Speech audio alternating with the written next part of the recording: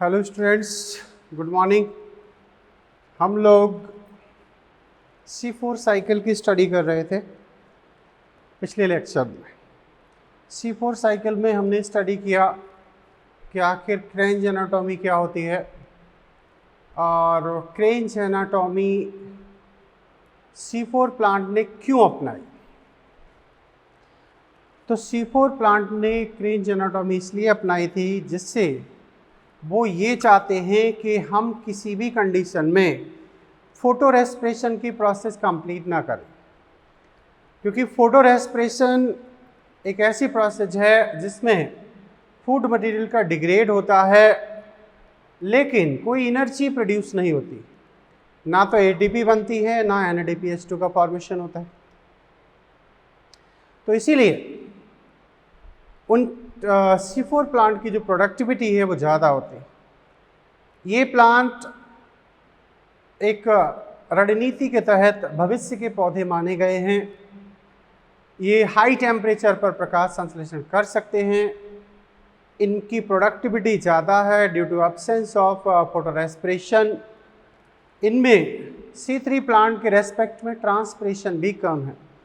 ज़्यादा ताप में रहने के बावजूद भी ट्रांसपिरेशन कम करता है, तो इस सेंस में इन्हें भविष्य का पौधा भी माना गया। इन्होंने क्रेंज एनाटॉमी के जरिए वो तीनों फैक्टर्स को न्यूट्रलाइज किया जो प्रकाश शोषण के लिए रिस्पॉन्सिबल थे, यानी कि रुबिस्को को ऑक्सीजनेज की तरह एक्टिवेट कर सकते थे। वो था high concentration of O2, low concentration of CO2 and intense light, तेज प्रकाश। तो ये तीनों ही परिस्थितियों में रुबिस्को कहीं ना कहीं रेवोलोज बन पाए बिस्फॉस्फेट कार्बोक्सिलेज की तरह काम न करके ये ऑक्सीजनेज की तरह काम करता है। मीन्स इस टाइम ये जो वर्क करता है वो है रेवोलोज बन पाए बिस्फॉस्फेट ऑक्सीजनेज, ऑक्सीजन से अफिनिटी शो करता है और इस तरीके से ये फोटो रेस्पिरेशन कर सकता है। कब? जब O2 की हाई कंसंट्रेशन हो, CO2 की कम कंसंट्रेशन हो, इंटेंस लाइट हो। तो C4 प्लांट ने अपने रुबिस्को को कहाँ छुपा रखा? बंडल शीथ में। बंडल शीथ में इन तीनों फैक्टर को न्यूट्रलाइज किया गया। कहने का मतलब ये हुआ कि बंडल शीथ में जो रुबिस्को है वहाँ तक इन तीनों फैक्टर्स का कोई इन्फ्लुएंस नहीं होने दिया, प्रभाव नहीं पड़ने दिया, जिससे C4 पौधों ने प्रकाश शोषण नहीं किया। इनकी उत्पादकता ज़्यादा है। क्लियर? हमने आपको C4 प्लांट कौन कौन से होते हैं उनके नाम भी लिखाए। अब यहाँ NCERT ने इनका एक कंपैरेटिव चार्ट बनाया है, टेबल बनाया है। तो मैं आपको कुछ बोर्ड पर लिखाता हूँ और कुछ आपको आप अपनी NCERT को लेके बैठे, वहाँ आप लिखते जाए, ठीक है? तो इसमें एक टेबल है, मॉड्यूल में भी है अपने में, आप उसे देख सकते हो, पढ़ सकते हो, काफ़ी इम्पोर्टेंट है। तो कहाँ लिखा है कि C3 तथा C4 पादपों का तुलनात्मक अध्ययन।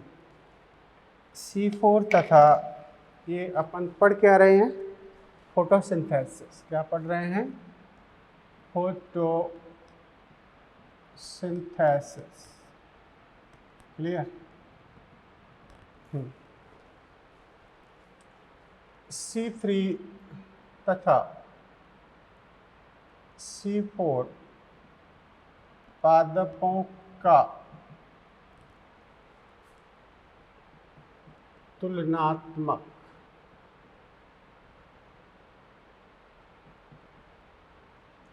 अध्ययन, ठीक है? Comparative study. एक साइड में हम कैसे समझें, एक कैरेक्टर है, विशिष्टता है, स्पेसिफिसिटी है, और C3 एंड C4। तो यहाँ पर देखें, इसमें हम लिखेंगे विशेषता या विशिष्टताएं, विशेषता या विशिष्टताएं ताएं ठीक है, इनकी क्या विशिष्टताएं हैं ऐसे, और एक साइड में क्या आएगा C3 प्लांट्स, ठीक है, पादप, और एक साइड में क्या आएगा C4 पादप, C4 पादप। क्लियर?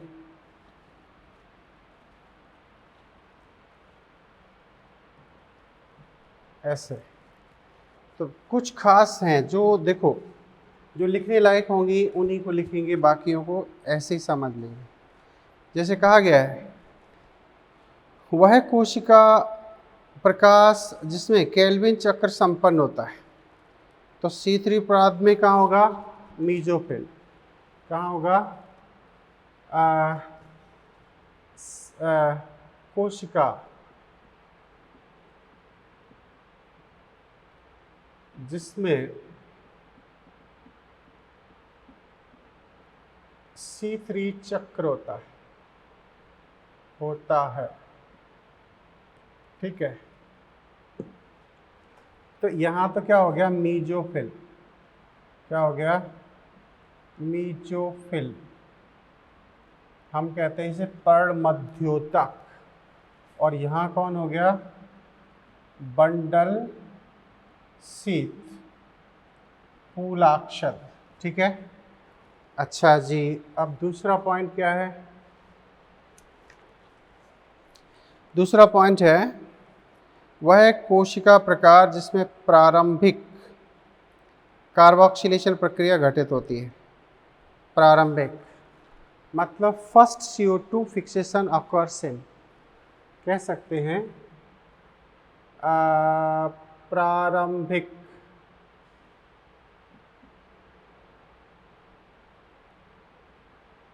CO2 स्थिरीकरण।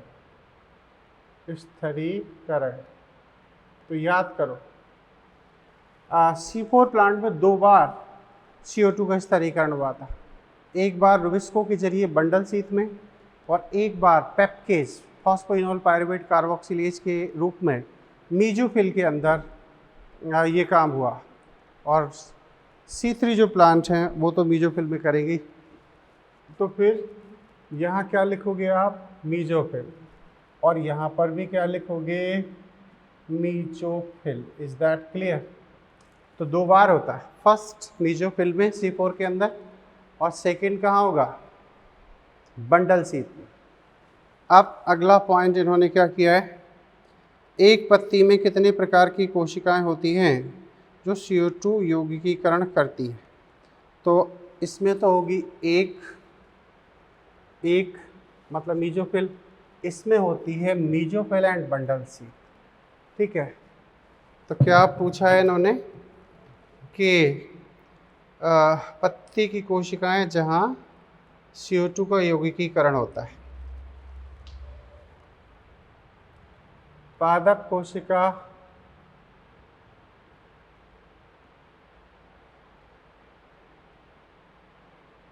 जिनमें CO2 स्थिरीकरण होता है। CO2 स्थिरीकरण, तो ये तो हो जाएगी एक, कहाँ मीजोफिल, कहाँ मीजोफिल, और इसमें क्या हो जाएंगे 2 सेल, 1 क्या हो गई 1 तो हो गई मीजोफिल। ठीक है, और सेकंड क्या हो गई बंडल शीत, क्या हो गई बंडल शीत। क्लियर? बंडल शीत। अब यहाँ इन्होंने पूछा है CO2 का प्राथमिक ग्राही कौन सा है, which is first CO2 acceptor organ chemical compound in C3 plant. तो C3 प्लांट में सबसे पहले CO2 को किसने रिसीव किया RUBP रेबुलोज 1,5 बिसफॉस्फेट, और उधर किसने किया था PP फॉस्फोइनोल पायरुवेट। ठीक है, तो RUBP लिख दोगे C3 में, PP लिख दोगे C4 में। क्लियर? हम इसे नहीं लिख रहे हैं। प्राथमिक CO2 ग्राही में कितने संख्या में कार्बन होते हैं?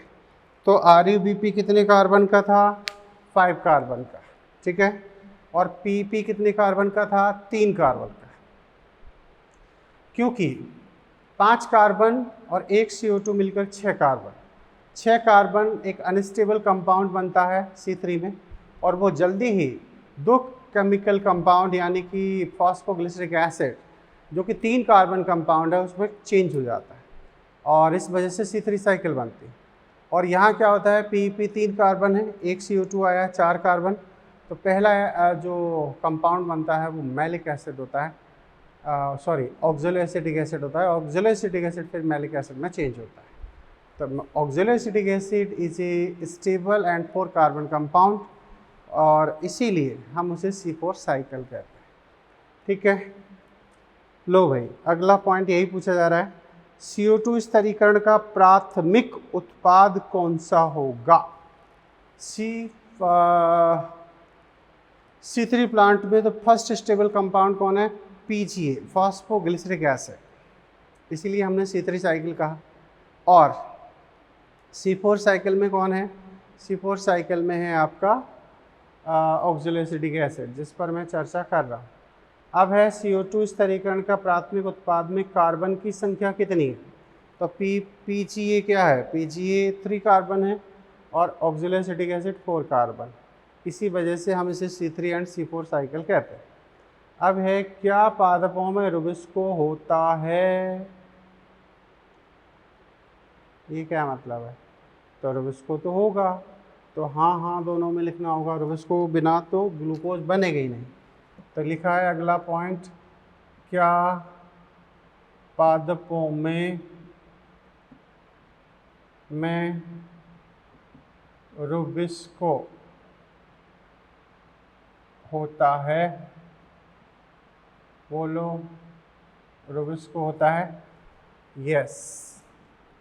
और इसमें भी लिखोगे यस, दोनों में ही रुबिस्को पाया जाता है। अब अगली कहानी क्या है, क्या पादपों में पेप्केज होता है? ये अच्छा पॉइंट है। क्या पादपों में PEP पेप्केज होता है? होता है, बताइए। तो नो, C3 प्लांट में नो। और यहाँ क्या लिखोगे? यस, पेप्केज बिना यहाँ पर ऑक्जेलो एसिटिक एसिड नहीं बनेगा, और इसलिए यहाँ होगा लेकिन यहाँ पर पेप्केज नहीं है। अब आती है, पादपों में किन कोशिकाओं में रुबिस्को होता है? ये ठीक है। तो रुबिस्को प्रेजेंस इन, रुबिस्को की उपस्थिति कहाँ होगी? उपस्थिति युक्त कोशिका, युक्त कोशिका, ठीक है। कोशिका कौन सी कोशिका में होगी? तो रुबिस्को कहाँ है? मीजोफिल में। कहाँ है? मीजोफिल। यहाँ कहाँ है वो? Bundle sheath. कहाँ है? बंडल सीथ के अंदर, इसे हम पूलाक्षद कहते हैं, ठीक है। पूलाक्षद ऐसे लिख सकते हैं, पूलाक्षद कोशिका। ये फिर पूछा है ये कहाँ होता है? हो गया। उच्च प्रकाश स्थिति में CO2 के यौगिकीकरण की दर, हाई जो इंटेंसिटी का लाइट है तब CO2 यौगिकीकरण की दर क्या होगी? तो इसमें उच्च प्रकाश स्थिति में CO2 की दर, इसमें मीडियम होगी और इसमें उच्च होगी, ठीक है। क्या निम्न प्रकाश तीव्रता में प्रकाश श्वसन होता है? तो लो इंटेंसिटी में नहीं होगा। तो कह सकते हैं, क्या निम्न प्रकाश तीव्रता में प्रकाश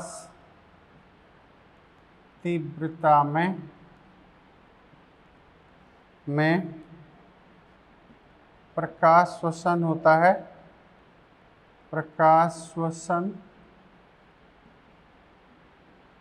होता है, बोलो। तो ऐसे लो इंटेंसिटी की लाइट होगी तो C3P फोटो रेस्पिरेशन नहीं करेंगे, और इनमें तो फोटो रेस्पिरेशन होते ही नहीं है, तो इसमें लिखना नगण्य, निग्लिजिबल। क्या?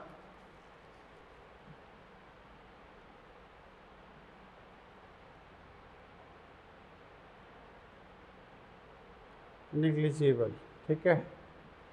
ये नगण्य बोलते हैं इसको, नगण्य, ठीक है। इसमें भी क्या होगा?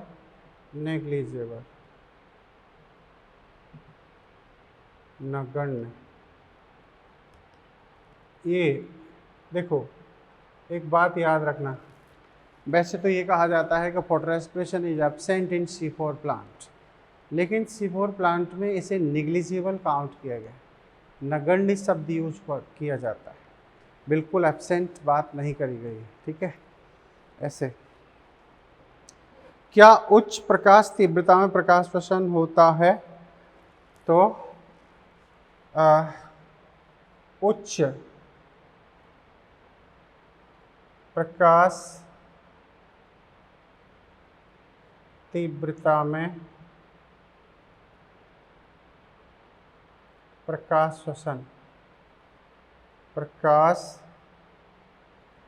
श्वसन, ठीक है। तो यहाँ क्या होगा? तीव्र, तेज, ज़्यादा होगा, उच्च कह सकते हो, उच्च, हाई, उच्च, हाई। और यहाँ पर क्या होगा? नगण्य, मीन्स नेग्लिजिबल, ऐसे, ठीक है। तो ये चीज़ अब मैं इन्हें हटा रहा हूँ और फिर आगे बात करता हूँ। क्या उच्च प्रकाश तीव्रता ये होगी? क्या निम्न CO2 सांद्रता में प्रकाश श्वसन होता है? ठीक है, ये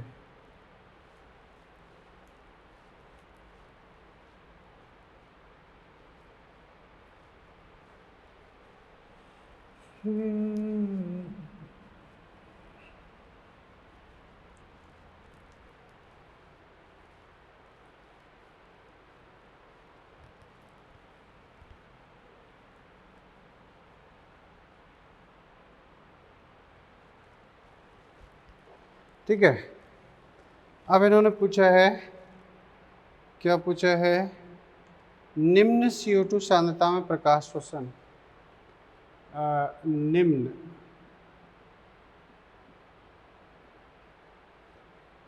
CO2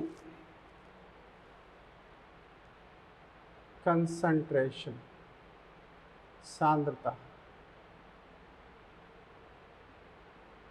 सांद्रता में प्रकाश श्वसन कैसा होगा?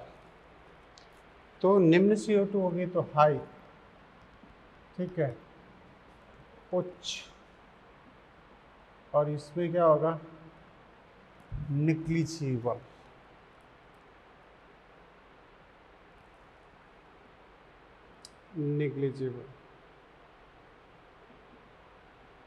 नगण्य होगा, नगण्य, ठीक है। अब क्या हो रहा है? उच्च CO2, ओ हो हाई, हाँ, उच्च CO2 सांद्रता हो तो प्रकाश श्वसन की क्या स्थिति होगी? उच्च CO2 सांद्रता में प्रकाश श्वसन, उच्च में तो यहाँ भी निग्लिजिबल हो जाएगा, नेग्लिजिबल, और यहाँ पर भी निग्लिजिबल हो जाएगा, क्योंकि CO2 का हाई कंसंट्रेशन है तो जब इसको कार्बोक्सिलेज की तरह वर्क करेगा ना, तो फिर फोटो रेस्पिरेशन नहीं होगा। अब आते हैं, क्या उच्च CO2 सांद्रता में प्रकाश शोषण होगा? निग्लिजिबल में अनुकूल तापमान,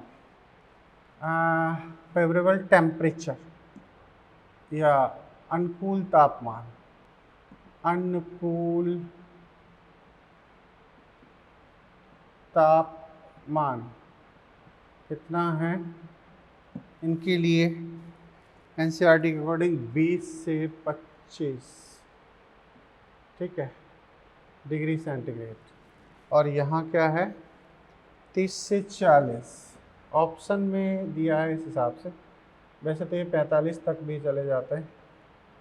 ये 30 से 40 इनका है। अब है उदाहरण, क्या? एग्जाम्पल।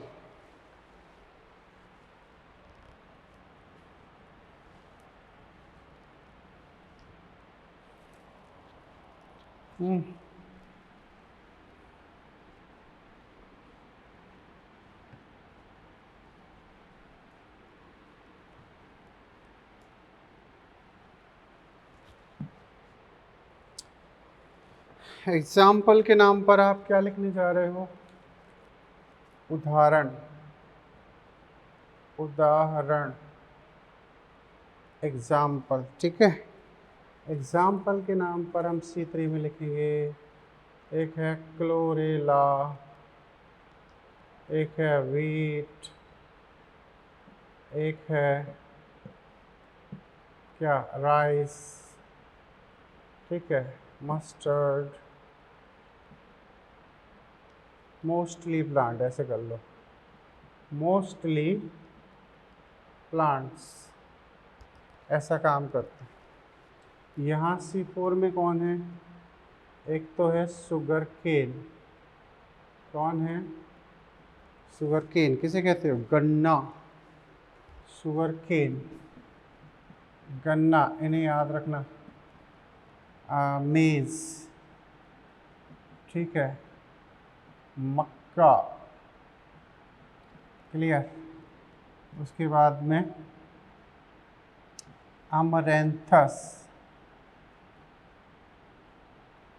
इसे जवासा कहते हैं, जवासा, ऐसे।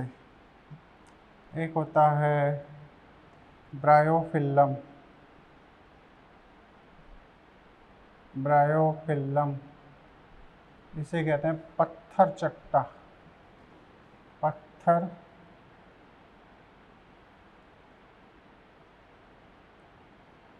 चट्टा, ऐसे।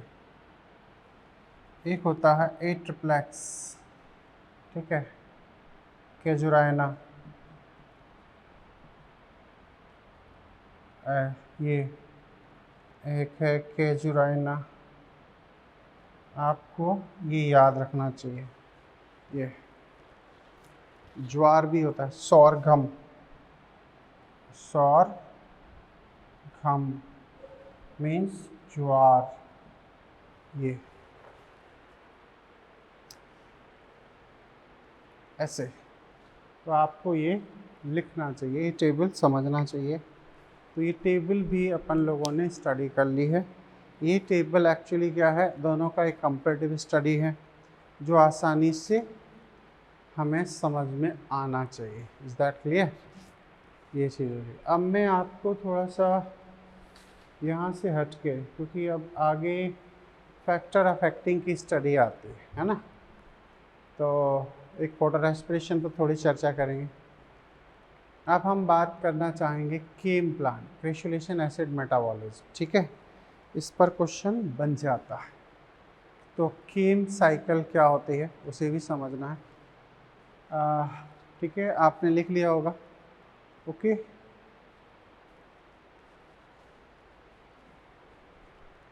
इसे हटाते हैं और केम प्लांट की बात करते हैं।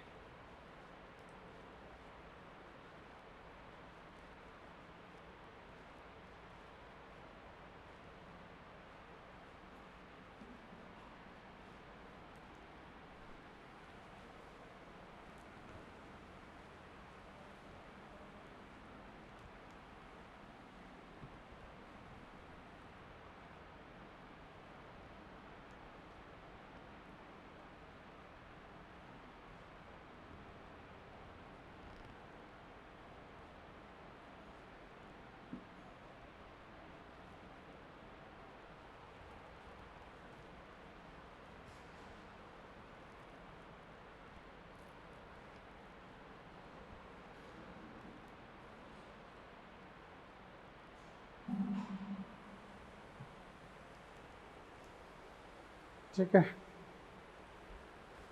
केम प्लांट, केम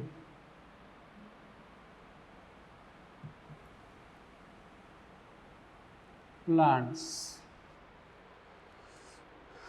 ठीक है।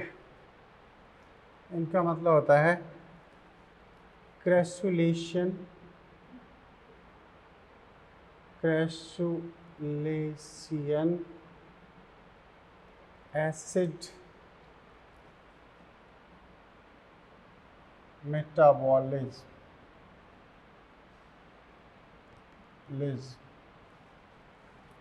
युक्त प्लांट, युक्त पादप। क्लियर? क्रैसुलेशन एसिड मेटाबॉलिज्म युक्त पादप। अब जरा समझने की जरूरत है, स्टोरी एक सुननी पड़ेगी आपको, तब ये समझ में आएगा। एक्चुअली इसके अंतर्गत प्लांट आते हैं जिन्हें हम मांसलोद्भिद पौधे कहते हैं, इन्हें हम सक्युलेंट प्लांट कहते हैं। जैसे पहले लिख ही देते हैं, यह अप्रकाश अभिक्रिया, अभिक्रिया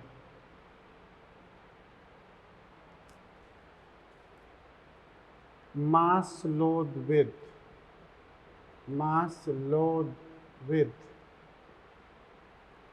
मांसलोद्भिद का मतलब क्या? सक्युलेंट प्लांट।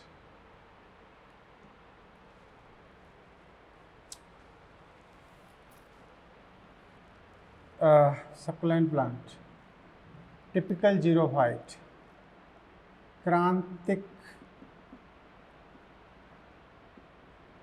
मरुद्भिद पौधे, मरुद्भिद पौधे। ये लाइन बहुत खास, पौधे या पौधों जैसे नागफनी, क्या? नागफनी, जिसे हम ओपनसिया भी कहते हैं। क्या? ओपनसिया, ओपनसिया, नागफनी। कैक्टस भी कहते हैं, ब्रायोफिल्लम में भी पाई जाती है। पत्थर चट्टा, ब्रायोफिल्लम,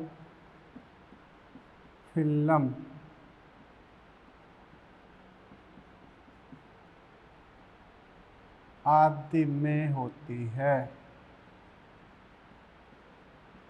होती है।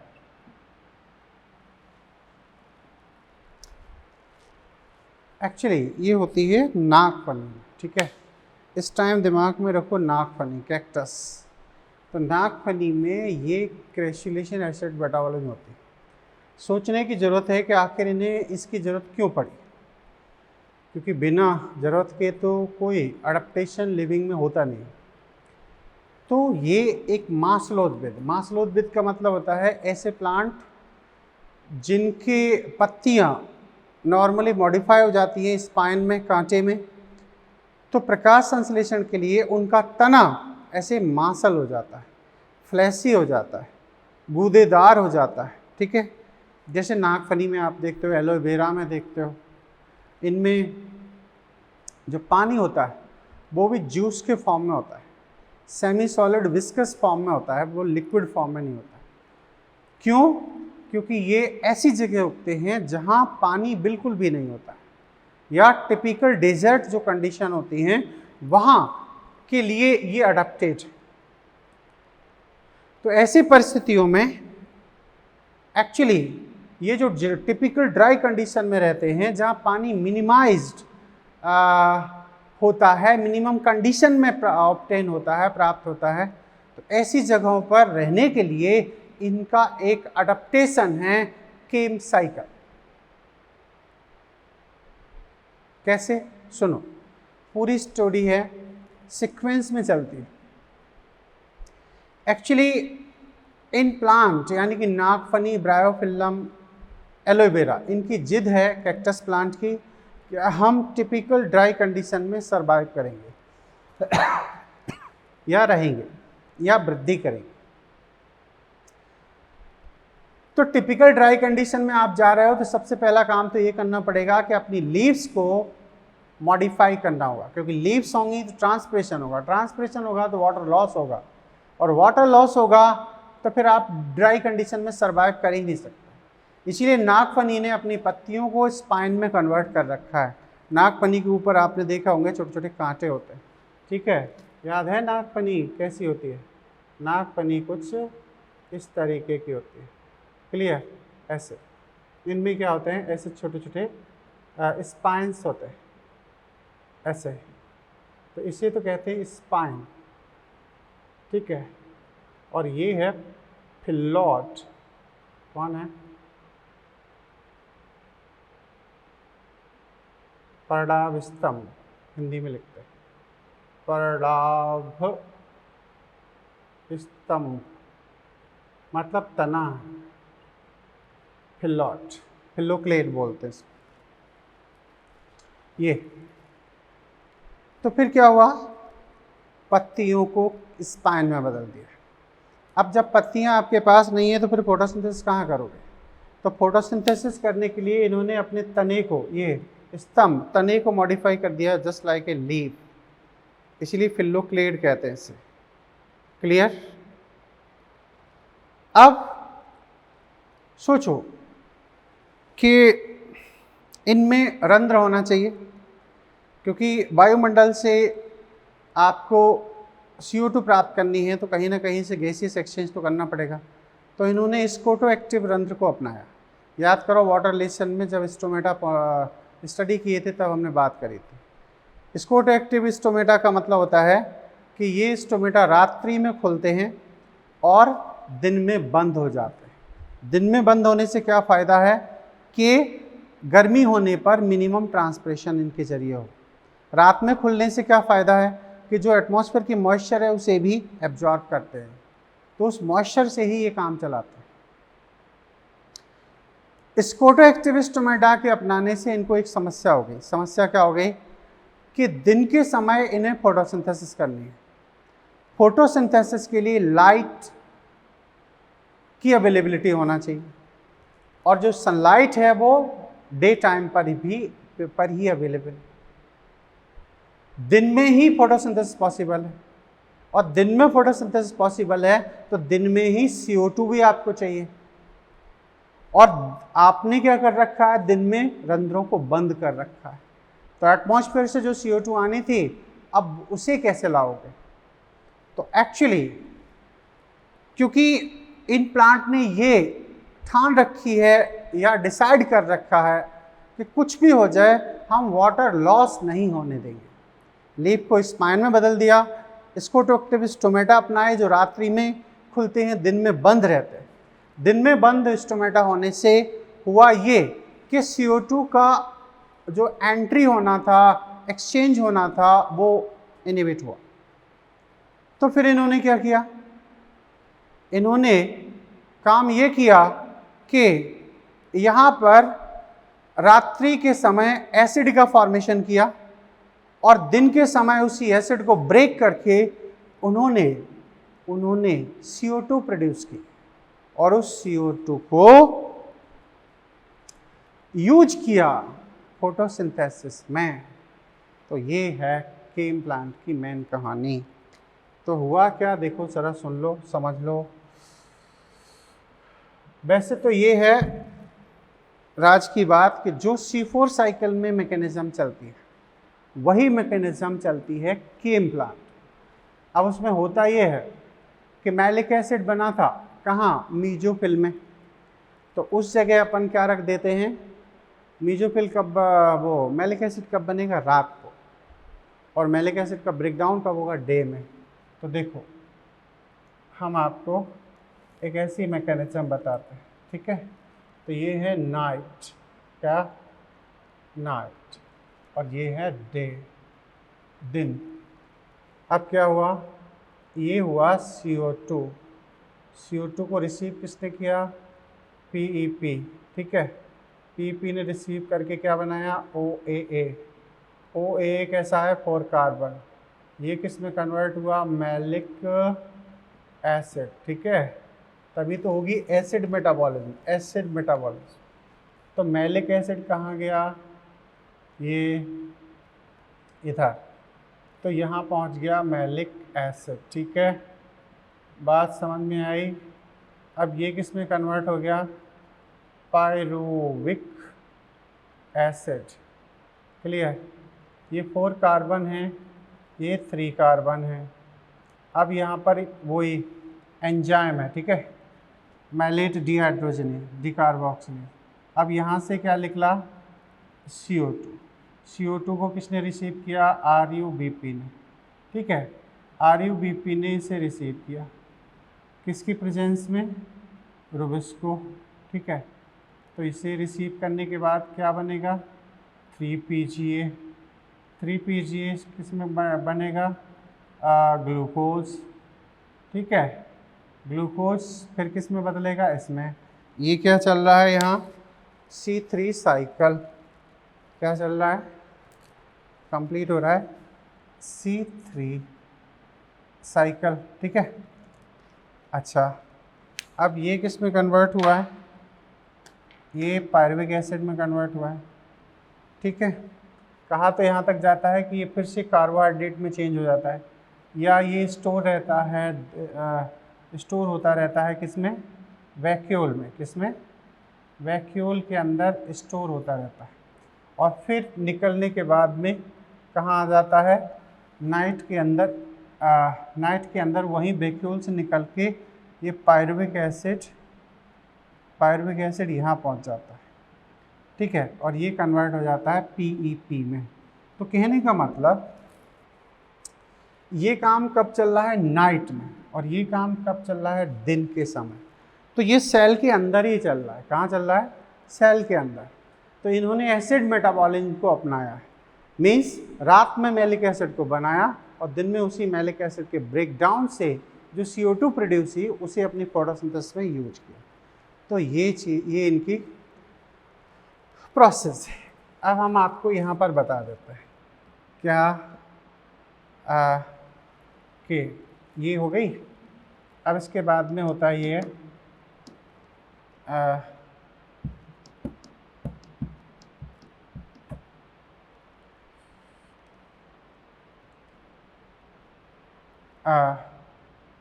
जल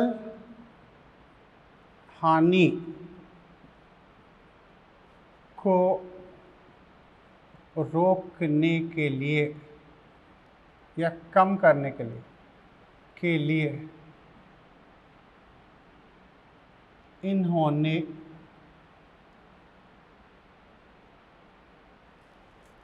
अनेकों अनुकूलन किए, अनेकों अनुकूलन अपनाए। क्या क्या, नंबर 1, पत्तियों को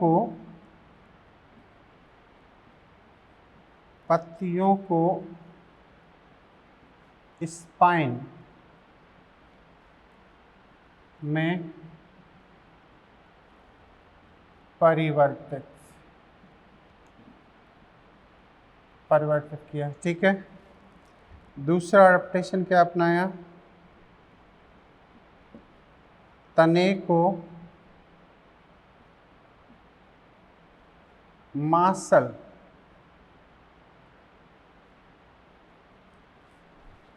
प्रकाश संश्लेषी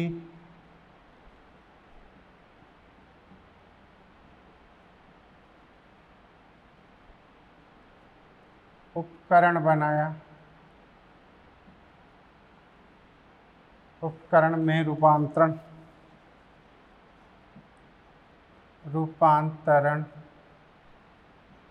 ठीक है। और क्या किया इन्होंने स्कोटोएक्टिव स्कोटो एक्टिव रंध्र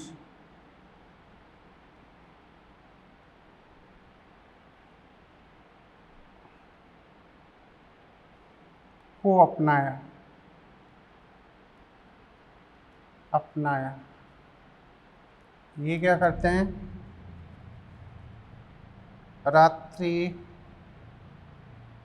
रात्रि ओपन, ठीक है, दिन क्लोज, ठीक है, होते हैं। अच्छा, अब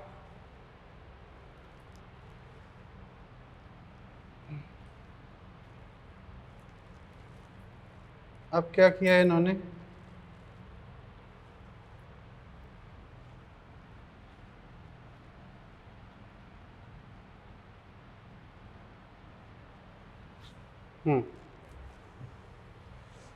चौथा अडेप्टेशन किया, दिन के समय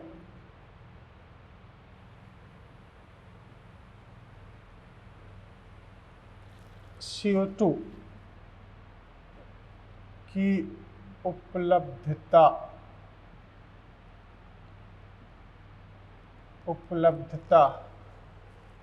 के लिए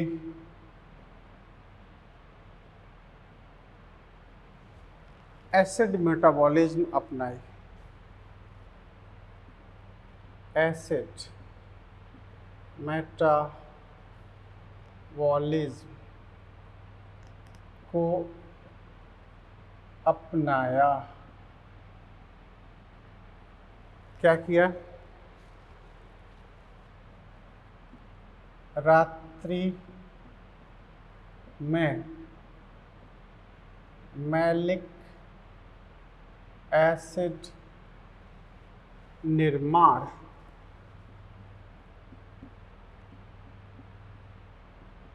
तथा दिन के समय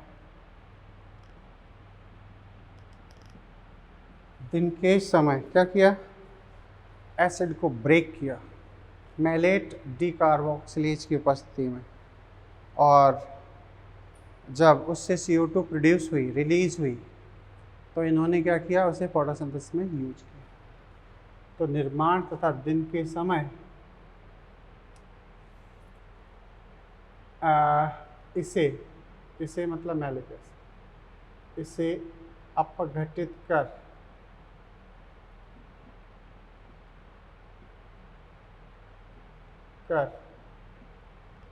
CO2 को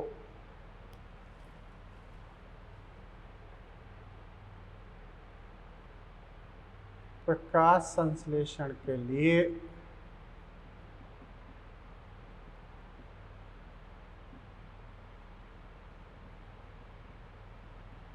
उपयोग किया।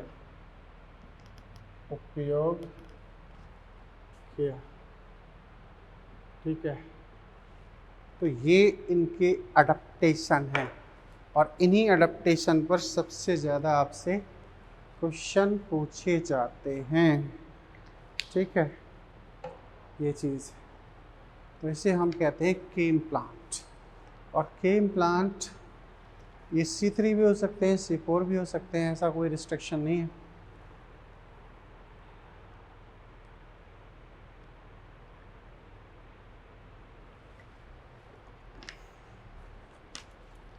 ये कोई भी हो सकता है, और लेकिन ये टिपिकली वही होते हैं जो ऐसी कंडीशन में उगते हैं जहाँ मिनिमम वाटर का अमाउंट होता है। ठीक है, एक साइंटिस्ट हुए हैं निशिथा रोहानी, ये कोई नहीं पूछता है। हालांकि केम प्लांट का जिक्र आपकी 12th की NCERT में किया गया है, ख़ासतौर से इकोलॉजी वाले सेगमेंट में, जहाँ पर एक हेडिंग आपको मिलेगी एडेप्टेशन ऑफ ऑर्गेनिज्म। तो वहाँ पर केम प्लांट के लिए 2 लाइनें लिखी गई, और उसी पर वहाँ पर ये लिखा है कि केम प्लांट का अनुकूलन कम से कम जल की हानि के लिए किया गया है या होता है। बस 2-3 लाइनें हैं, ठीक है। तो आप इतना समझोगे तो कम से कम उससे रिलेटेड कभी भी आपके सामने कोई क्वेश्चन आएगा तो आप बड़े आराम से उसे सॉल्व कर पाओ, ठीक है। एक निशिदा रोहानी साइंटिस्ट थे, उन्होंने इसे डिस्कवर किया था। और एक और चीज़, ये जो साइकिल है एक क्रेशुलेशियन प्लांट के अंदर पाई जाती है। क्या? एक क्रेशुलेसी फैमिली के सदस्य होते हैं, उनमें सबसे पहले से डिस्कवर किया था। तो ये बात भी है।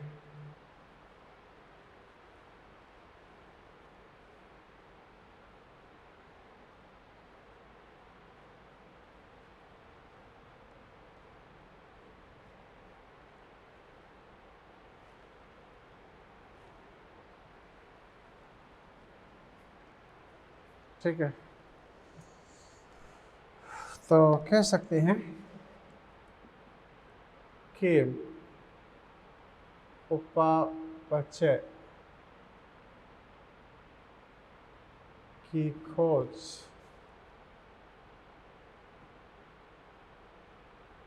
निशिदा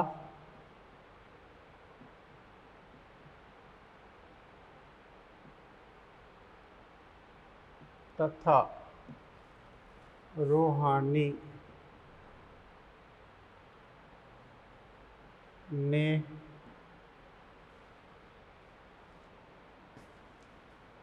क्रेशुलेशन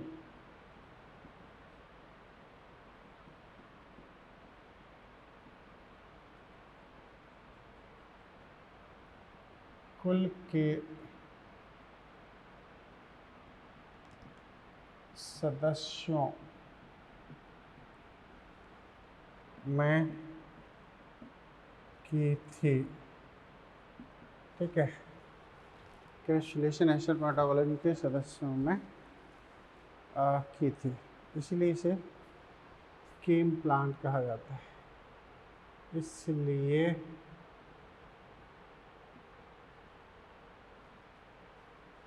इन्हें कीम पादप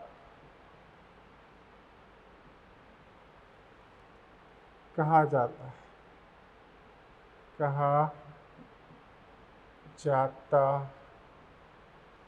क्लियर? इन्हें हम कीम प्लांट कहते हैं। क्या कहते हैं? कीम प्लांट्स। क्लियर?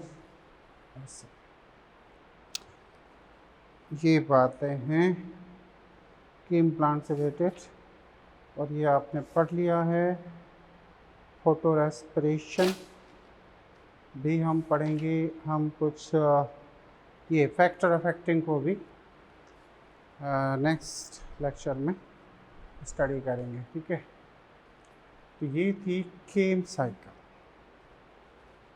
क्रेशुलेशन एसिड मेटाबॉलिज्म, है ना। अब इस पर जो सबसे ज़्यादा क्वेश्चन बनता है, मैं पहले उसको डिस्कस करूं। इसमें एक क्वेश्चन बनता है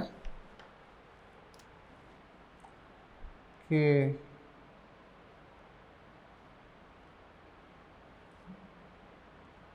क्वेश्चन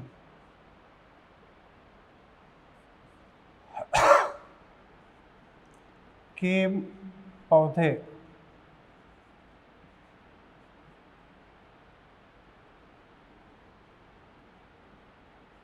किस प्रकार का अनुकूलन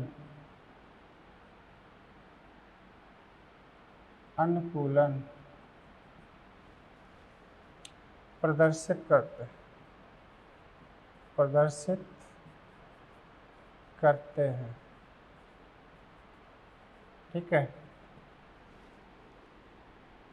पहला उच्च उत्पादकता,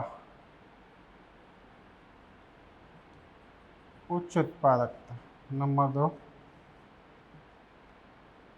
मिनिमम लॉस ऑफ वाटर, जल की कम हानि ठीक है। तीसरा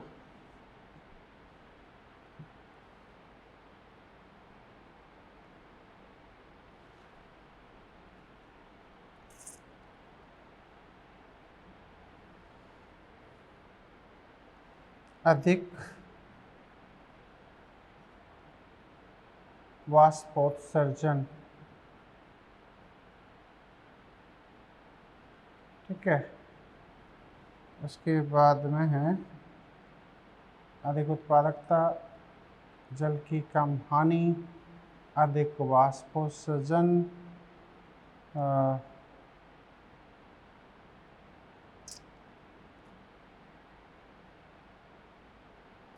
कम प्रकाश श्वसन,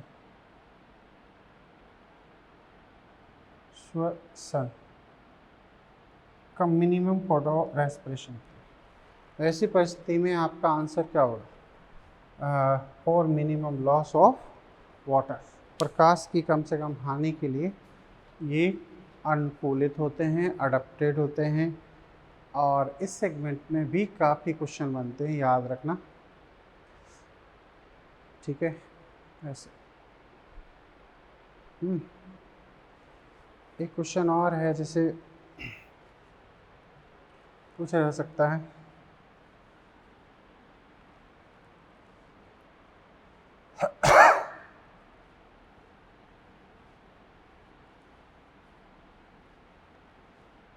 प्रकाश श्वसन की प्रक्रिया निम्न पौधों में संपन्न हो सकती है।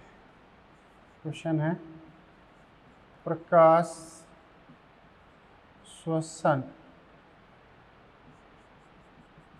की प्रक्रिया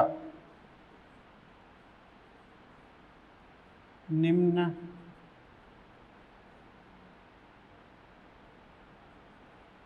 पादपों में